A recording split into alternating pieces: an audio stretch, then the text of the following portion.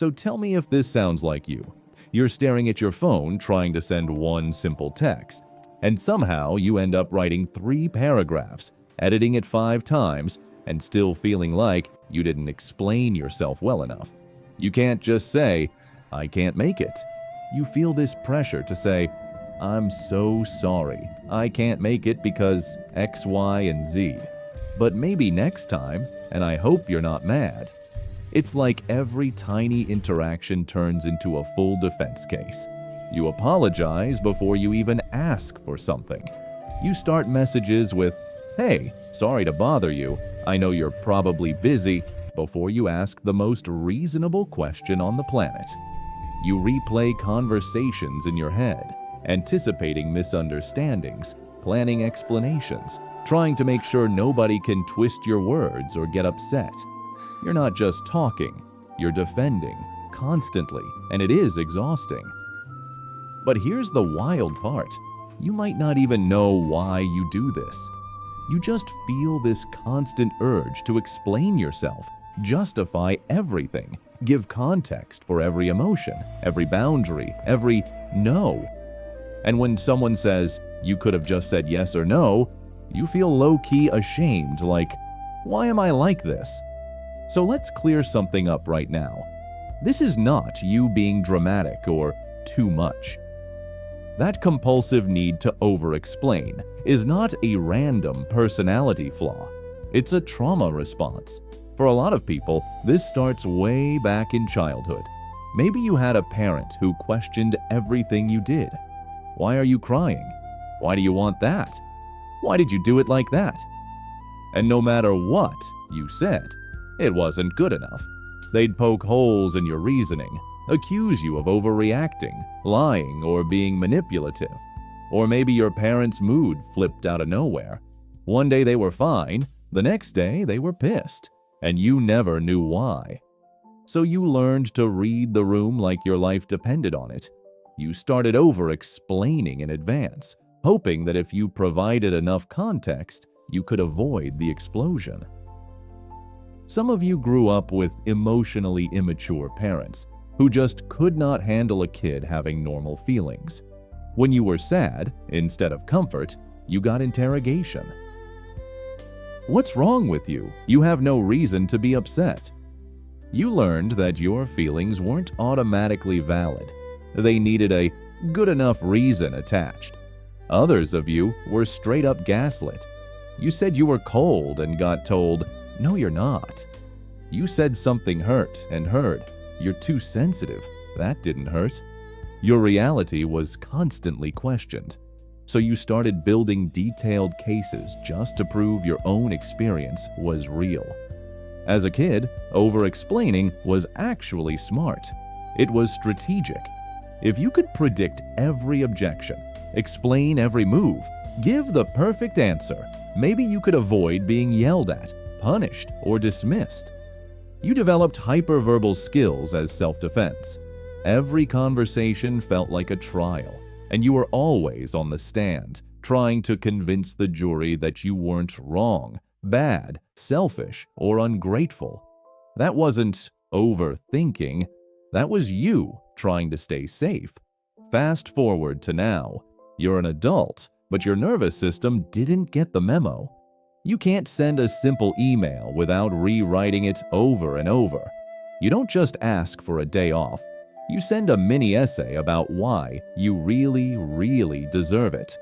In relationships, you can't just say, "That hurt my feelings."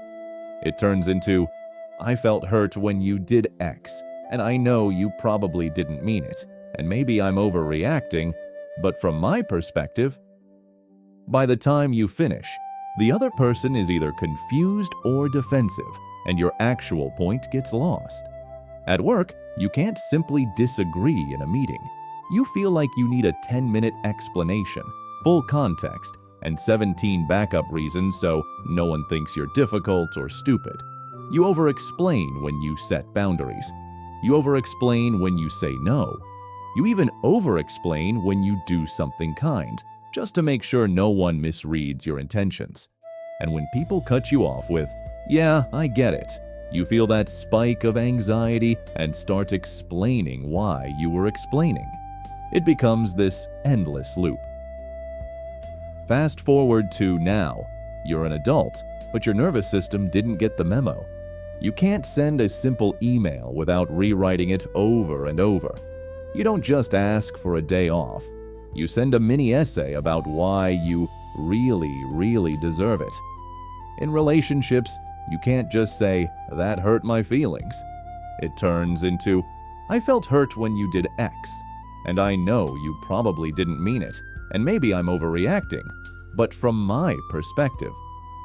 By the time you finish, the other person is either confused or defensive, and your actual point gets lost.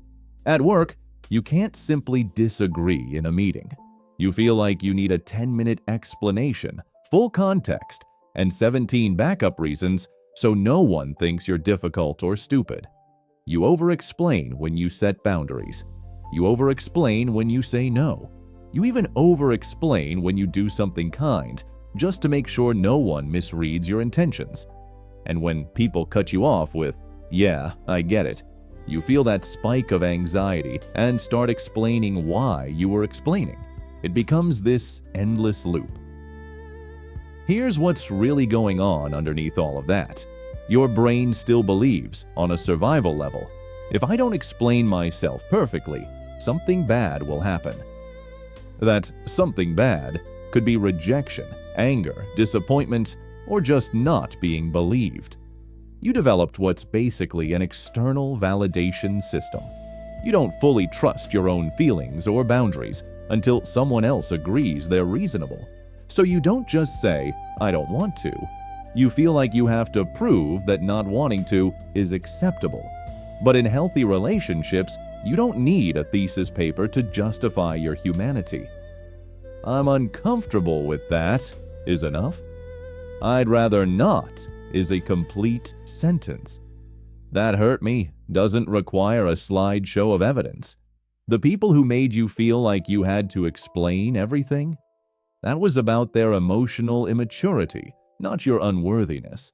They couldn't handle your autonomy, so they kept demanding explanations they could poke holes in. They couldn't respect your boundaries, so they made you defend them to death. None of this was your fault. You are not too much. You are not broken because you talk in circles when you're anxious. That little version of you who learned to over-explain to stay safe? They were brilliant. They adapted.